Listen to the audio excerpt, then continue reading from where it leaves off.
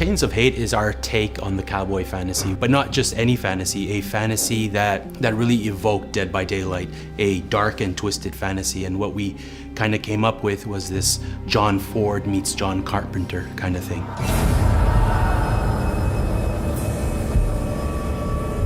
The promise of Chains of Hate is really to kind of embody the pioneer spirit in both the characters, in Caleb, our Deathslinger, and in Zarina.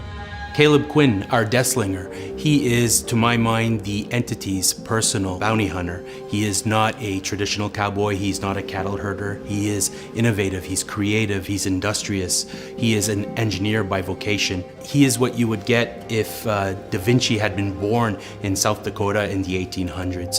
He ends up working for a railroad, and this railroad tycoon robs him of his inventions, and this sets him off on a path of vengeance. But before he can secure his revenge, he's arrested and put into one of the first private prisons, where the warden instantly recognizes his ability, and he strikes a deal with him. He says, you know, you help me fill my prison with living prisoners, and I'll help you secure justice. Caleb ends up creating this chimerical rifle that spits out a chain lasso and spear that can capture outlaws alive, not dead.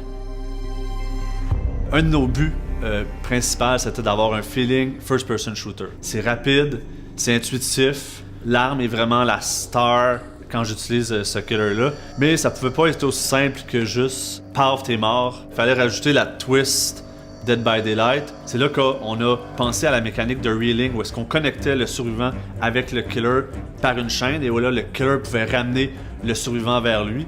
Puis qu'est-ce qu'on a fait pour augmenter la tension aussi, c'est que les deux caméras sont tournées une vers l'autre, le survivant regarde le killer regarde le survivant, ils peuvent pas regarder ailleurs. Il y a comme un sentiment d'urgence qui s'installe, ça file authentique et très, très Dead by Daylight.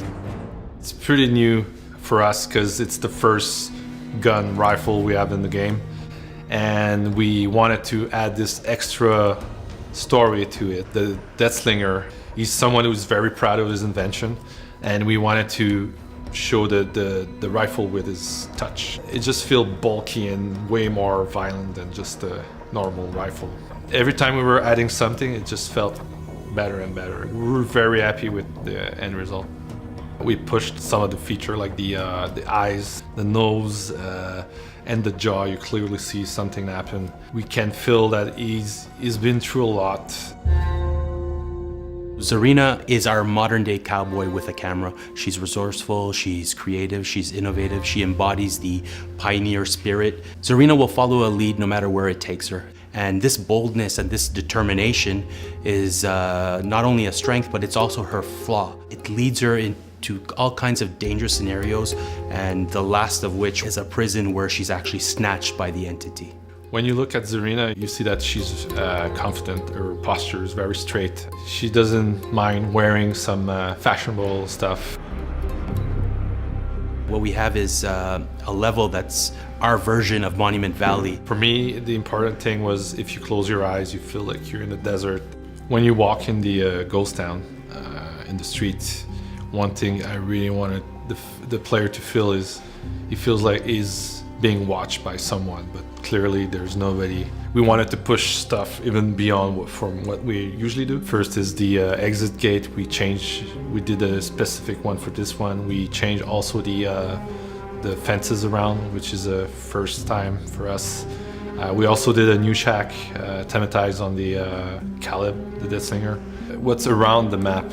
We usually leave it very obscure, but now we wanted to push a bit more and add a vista, like cliffs, mountains, mixed with our own entity look.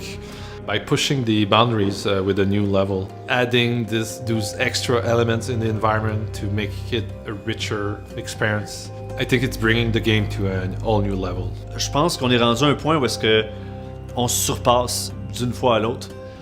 Il y a un gros désir d'innovation. This for me is probably one of the most memorable chapters to date. We're bringing a unique cowboy experience to Dead by Daylight. Zarina brings grit, courage, and the selflessness of the pioneer spirit to the trials. The Deathslinger, chain lasso, and herd survivors for the entity. Seriously, only in Dead by Daylight.